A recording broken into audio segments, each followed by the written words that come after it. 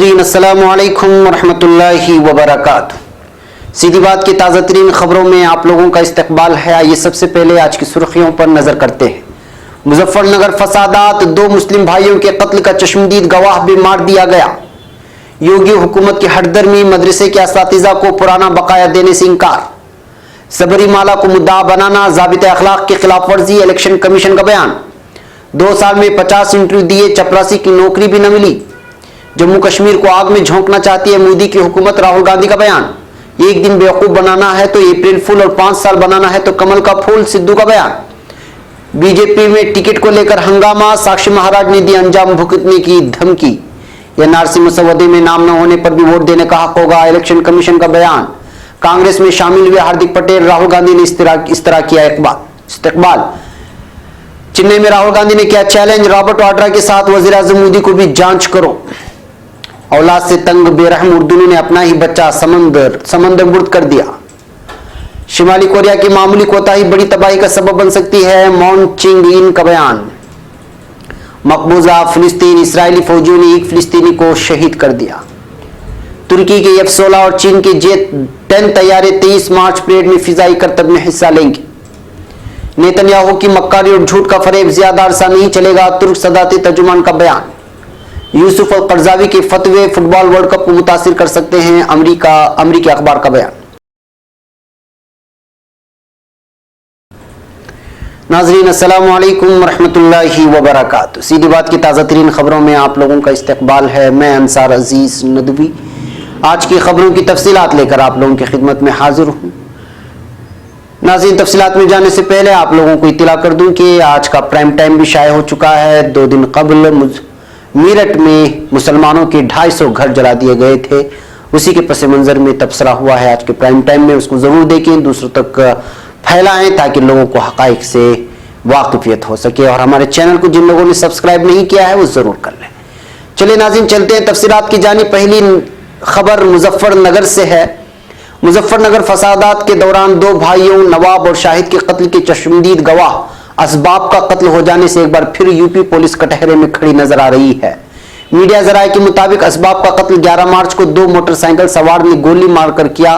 दरअसल असबाब एक दुकान पर दूध पहुंचाने जा रहा था जब मोटरसाइकिल पर सवार 2 लोगों ने इस पर गोली दाग दी। काबिल जिक्र बात यह है कि वहां से कुछ ही मीटर की दूरी पर कतौली पुलिस स्टेशन है, लेकिन जराइम पेशा अफराद वाक़या अंजाम देकर बआसानी वहां से फरार हो गए। वाक़े के ताल्लुक से असबाब की बीवी मीना का कहना है कि मुजफ्फरनगर फसाद मामले में कत्ल की गवाही देने और मुलजिमीन का नाम लेने के बाद उनको धमकियां मिल रही थी। उन्होंने मजीद कहा कि वो लोग हमारे घर आए और कहा कि वो अपने हिसाब से इंसाफ करेंगे। गमजदा मीना नम आंखों से कहती है कि पहले तो उन्होंने हमसे हमारे 2 भाई छीन लिए और फिर शोहर का भी कत्ल कर दिया। कत्ल वाक़े के बाद दफा 302 के तहत नामालूम लोगों के खिलाफ कत्ल का मुकदमा दर्ज कर लिया गया है। और इस मामले में मुजफ्फरनगर के एसएसपी सुधीर कुमार सिंह का कहना है कि हमें खबर मिली है कि कतौली में अग्रवाल डेयरी के पास गोली चली है और इस्लाम नगर के रहने वाले असबाब का कत्ल कर दिया गया है। खबर मिलने के बाद फौरन कार्रवाई की गई है। काबिल गौर है कि मुजफ्फरनगर फसादात के दौरान जिन 2 भाइयों नवाब और शाहिद का कत्ल हुआ था वो रिश्ते में असबाब के भाई थे। एक और खबर यूपी से, वजारत बराए फरोग इंसानी वसाइल के तहत चलने वाली मदरसा जदीदकारी स्कीम के तहत काम करने वाले असातिज़ा की तनख्वाह मिलने का मामला नामालूम मुद्दत तक लटकता नजर आ रहा है। उत्तर प्रदेश हुकूमत ने पुराना बकाया देने से इनकार कर दिया है, तो वहीं वजारत फरोग इंसानी वसाइल गुज़िश्ता साल स्कीम की फंडिंग में तब्दीली की बात कर रही है। वजारत फरोग इंसानी के वसाइल के तहत चलने वाली मदरसा टीचर स्कीम का तकरीबन 1000 करोड़ से ज्यादा बकाया मरकजी हुकूमत पर है। 3 साल से वजारत इन टीचरों को तनख्वाह नहीं दे सकी है। गुज़िश्ता साल सितंबर में 440 करोड़ रुपए प्रोजेक्ट अप्रूवल बोर्ड से मंजूर किए गए थे, लेकिन इसी साल वजारत ने अपनी स्कीम की फंडिंग में तब्दीली करते हुए गाइडलाइन जारी कर दी थी, जिसके तहत फंडिंग का फीसद 40 से 60 कर दिया गया, यानी रियासतों को 40% फंडिंग करनी थी। खास बात यह थी कि साल 2018-19 के साथ साथ साल 2016-17 और साल 2017-18 के लिए भी रियासतों को पैसा देने के लिए कहा गया, जिस पर योगी सरकार ने हाथ खड़े कर दिए और साल 2016-17 और 2017-18 का पैसा देने से इनकार कर दिया है। वहीं दूसरी तरफ मदरसा टीचर स्कीम से वाबस्ता लोग फाका कशी का सामना कर रहे हैं और बहुत से लोग खुदकुशी तक कर चुके हैं। अब अब खबर नई दिल्ली से। इलेक्शन कमीशन ने केरल में सियासी जमातों को आगाह किया है कि शबरीमाला मंदिर मामले को इंतखाबी तशहीर का मुद्दा न बनाएं। हालांकि भारतीय जनता पार्टी ने इस पर रद्द-ए-अमल जाहिर करते हुए इस हिदायत को गैर मंतकी बताया है। इंतखाब की तारीख का ऐलान होने के बाद केरल के chief election officer CEO Tikaram Meena ने तिरुवनंतपुरम में मीडिया को बताया कि शबरीमाला मंदिर मुद्दे पर मजहबी प्रोपेगेंडा मिसाली ज़ाब्ते अखलाक की वाज़ेह खिलाफ वर्जी होगी। अब खबर नई दिल्ली से। हिंदुस्तानी नौजवान विशाल चौधरी के पास रोशन अज़ाइम भी हैं और एमबीए की डिग्री भी, कमी है तो सिर्फ नौकरी की। खबर रसां इदारे एएफपी से बातचीत करते हुए चौधरी ने बताया, मैंने पिछले 1 साल में तकरीबन 50 इंटरव्यूज दिए हैं, ताहम मैं मुलाजिमत के हुसूल में कामयाब नहीं हो सका। ये कंपनी ने मुझे नौकरी पर रखा, ताहम फिर उसने भी कई लोगों को फारिग कर दिया और मैं फिर उसी मकाम पर पहुंच गया जहां से मैंने शुरू किया था। जब परेशानी हद से बढ़ गई तो दिल बर्दाश्त होकर मैं भी उन 23,000 दरखास्त गुजारों का हिस्सा बन गया जो 5 सरकारी नौकरियों के लिए अपनी किस्मत आजमा रहे थे। हिंदुस्तान एशिया की तीसरी बड़ी मईशत है, लेकिन वहां रोजगार की मंडी में आदाद शुमार गैर मामूली नहीं है। पिछले साल की भी हिंदुस्तानी रेलवे की 63,000 मुलाजमतों के लिए 19 मिलियन दरखास्तें जमा कराई गई थी। तालीम याफ्ता नौजवानों को रोजगार फराहम करने में नई दिल्ली हुकूमत ज्यादा कामयाब दिखाई नहीं देती है। यही वजह है कि वजीर आजम नरेंद्र मोदी का वोट बैंक भी इससे मुतासिर हो सकता है। अब खबर चेन्नई से। कांग्रेस सदर राहुल गांधी इस वक्त चेन्नई स्टेला मेरिस कॉलेज में तालिबात से मुखातब हैं। उन्होंने इस दौरान कहा कि मौजूदा हुकूमत मुल्क के इदारों पर हमलावर है और इन इदारों में सुप्रीम कोर्ट भी शामिल है। तालिबात के सामने मौजूदा वक्त के अहम इशूज को सामने रखते हुए राहुल गांधी ने जम्मू कश्मीर मामले पर भी अपने नजरियात रखे। उन्होंने कहा कि मोदी हुकूमत की पॉलिसी जम्मू कश्मीर को आग में झोंकने की है। कांग्रेस रजन ने कहा कि पुलवामा हमले में जवानों की शहादत के बाद मोदी हुकूमत जागी है और कार्रवाई की बात कर रही है। आखिर नौजवानों को बचाने के लिए पहले से ये कदम क्यों नहीं उठाए गए। अब खबर पंजाब से। कांग्रेस लीडर और पंजाब हुकूमत में वजीर नवजोत सिंह सिद्धू ने एक बार फिर तंज़िया अंदाज में बीजेपी को तनकीद का निशाना बनाया है। सोशल मीडिया के जरिए सिद्धू ने बराह रास्त मोदी हुकूमत को निशाना बनाया और गुज़श्ता 5 साल में कोई मुस्बत काम न करने का इल्जाम भी आयद किया। दरअसल सिद्धू ने इस बार संपत सरल के एक वीडियो को अपने हथियार की शक्ल में इस्तेमाल किया है और मोदी हुकूमत की नाकामियों को उजागर किया है। वीडियो के साथ सिद्धू ने लिखा है कि कोई घोटालेबाज जेल गया नहीं, किसी के पास काला धन मिला नहीं, गंगा साफ नहीं हुई, सरहद पर शहादतें घटी नहीं, तो ये मोदी हुकूमत सिर्फ मोबाइल नंबर को आधार कार्ड से लिंक कराने के लिए बनाई थी क्या। सिद्धू ने अपने ट्वीट के आखिरी लाइन में मज़ाहिया अंदाज में बहुत खूबसूरती के साथ ही लिखा है कि एक दिन बेवकूफ बनाने के लिए अप्रैल फूल और 5 साल बेवकूफ बनाने के लिए कमल का फूल।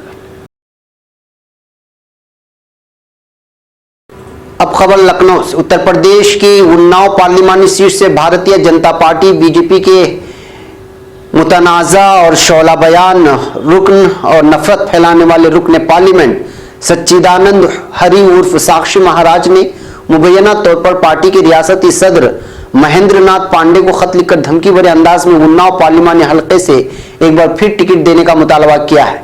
सोशल मीडिया में वायरल हो रहा यह खत 7 मार्च को लिखा गया है।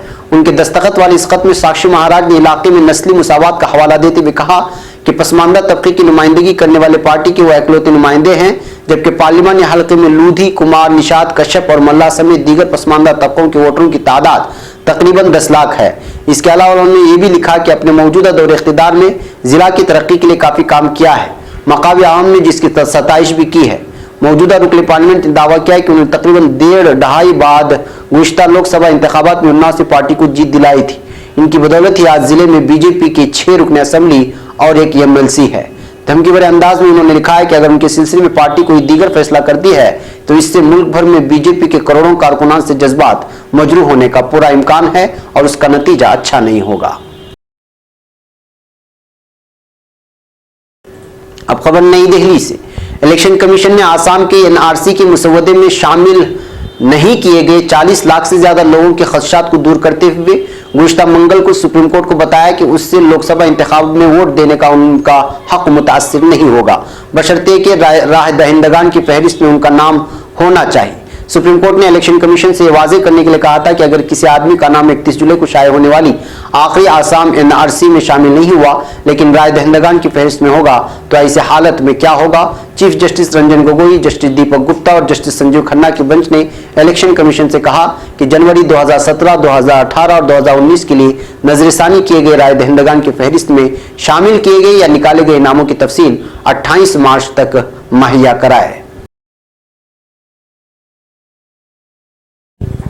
अब खबर गुजरात से। गुजरात के पाटीदार नौजवान लीडर हार्दिक पटेल मंगल को बाज़ाब्ता तौर पर कांग्रेस में शामिल हो गए हैं। कांग्रेस सदन ने हार्दिक पटेल का इस्तकबाल किया। इस मौके पर प्रियंका गांधी और मनमोहन सिंह भी मौजूद थे। कांग्रेस में शामिल होने से पहले खुद हार्दिक पटेल ने इस बात की इत्तला दी थी। पाटीदार लीडर ने ट्वीट किया था, मुल्क और समाज की खिदमत के मकसद से अपने इरादों को अमली जामा पहनाने के लिए मैंने 12 मार्च को राहुल गांधी और दीगर सीनियर लीडरों की मौजूदगी में कांग्रेस में ज्वाइन करने का फैसला लिया है। अब खबर बैंकॉक से। थाईलैंड में पुलिस ने एक उर्दूनी शहरी को हिरासत में लिया है जिस पर इल्जाम है कि उसने अपने शीरखार बच्चे को उसके वाकर समेत समंदर में फेंककर कत्ल कर दिया है। मुलजिम ने एतराफ किया है कि उसने अपने बच्चे को खुद कत्ल किया क्योंकि वो औलाद नहीं चाहता था। थाईलैंड के इमिग्रेशन हुकाम का कहना है कि अपने 1 साला बच्चे को समंदर में फेंकने वाले शख्स की शनाख्त वाइल नबील सलमान जर्रिकात के नाम से की गई है जिसकी उम्र 52 साल है। बच्चे के कत्ल का यह वाकया थाईलैंड के शहर बाटायाम में पेश आया जहां एक उर्दूनी शहरी छुट्टियां गुजारने अपनी बीवी और 2 बच्चों के हमराह मौजूद था। अब खबर जनूबी कोरिया से। जनूबी कोरिया ने कहा है कि शिमाली कोरिया की तरफ से कोई मुमकिन रॉकेट हमला मुल्क के जौहरी प्रोग्राम के बारे में जारी डिप्लोमेसी के लिए तबाही साबित हो सकता है।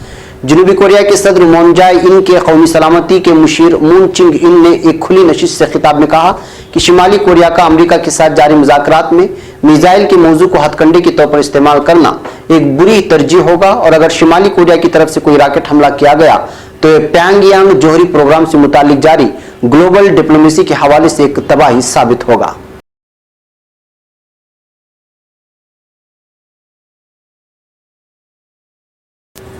अब खबर मकबूजा फिलिस्तीन से। इस्राएली फौजियों ने मकबूजा फिलिस्तीन में एक फिलिस्तीनी नौजवान को शहीद कर दिया है। ऐनी शाहिदीन का कहना है कि इस्राएली जालिम फौजियों ने सल्फेत नामी शहर में कार्रवाई की जिसके दौरान फिलिस्तीनी और इस्राएली फौजियों के दरमियान झड़पें शुरू हो गई। इस दौरान फिलिस्तीनी मुजाहिरीन ने संगबारी शुरू कर दी जिसके जवाब में इस्राएली फौजियों ने मुजाहिरीन पर असली और रबड़ की गोलियों का इस्तेमाल शुरू कर दिया। फिलिस्तीनी महकमे सेहत के मुताबिक इन झड़पों में मोहम्मद जमील अब्दुल फत्ताह शाहीन नामी एक 23 साला फिलिस्तीनी शहीद हो गया। अब खबर तुर्की से। DGISPR major general Asif Ghafoor ने पाकिस्तानियों को खुशखबरी सुनाते हुए ऐलान किया है कि 23 मार्च को यौम पाकिस्तान परेड का इनेकाद किया जा रहा है जिसमें मलेशियन वज़ीर-ए-आज़म महातिर मोहम्मद यौम पाकिस्तान परेड में मेहमान खुसूसी होंगे। उन्होंने कहा कि 23 मार्च को यौम पाकिस्तान परेड में मलेशियन वज़ीर-ए-आज़म महातिर मोहम्मद मेहमान खुसूसी के तौर पर हिस्सा लेंगे। DGISPR का कहना था कि परेड में खुसूसी मेहमानों में आज़रबाईजान के वज़ीर दिफा, बहरीन के आर्मी चीफ भी शामिल हैं जबकि इनके अलावा ओमान के सरकारी हुक्काम भी परेड में खुसूसी शिरकत करेंगे। आज़रबाईजान के वज़ीर दिफा कर्नल जनरल जाकिर हसन ऊफ और बहरीन फौज के कमांडर जनरल शेर मोहम्मद बिन ईसा अल खलीफा भी तकरीब में शरीक होंगे।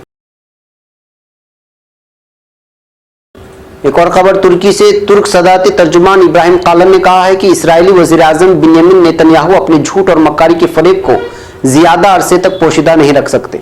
इब्राहिम कालन ने ट्विटर पर अपने बयान में इस्राएली वज़ीर-ए-आज़म की तरफ से सदर एर्दोगान के खिलाफ सख्त अल्फाज पर रद्द-ए-अमल जाहिर करते हुए कहा है कि अरबों और मुसलमानों के खिलाफ नस्ल परस्ताना बयानात के बाद शख्सियत को इफ्शा करने की बिना पर नेतन्याहू सदर एर्दोगान को तनकीद का निशाना बना रहे हैं मगर वो ये भूल जाते हैं कि वो एक ऐसी रियासत के निगरान हैं जिसके हाथ ख्वातीन और मासूम बच्चों के खून से रंगे हैं और जिसकी वजह से फिलिस्तीनी अपनी ही सरजमीन पर कैदी बन चुके हैं। कालन ने कहा कि उनकी झूठ और मक्कारी का फरेब ज्यादा अरसा छुप नहीं सकेगा। नाज़रीन, ये थी आज की ताज़ा तीन खबरें। अगली ताज़ा तीन खबरों के साथ फिर आपसे मुलाकात होगी। नाज़रीन, कल वीडियो न्यूज़ और प्राइम टाइम लेकर के हम आपकी खिदमत में हाजिर नहीं हो सकेंगे क्योंकि कल शाम में नागपुर में जमीयत उलमा का एक प्रोग्राम है। वहाँ से हम लाइव वहाँ का प्रोग्राम आपको दिखाएंगे जो महाराष्ट्र की सतह पर, पूरी रियासत की सतह पर होगा। इंशाल्लाह फिर परसों आपसे मुलाकात होगी। अस्सलाम वालेकुम रहमतुल्लाहि व बरकातुहू।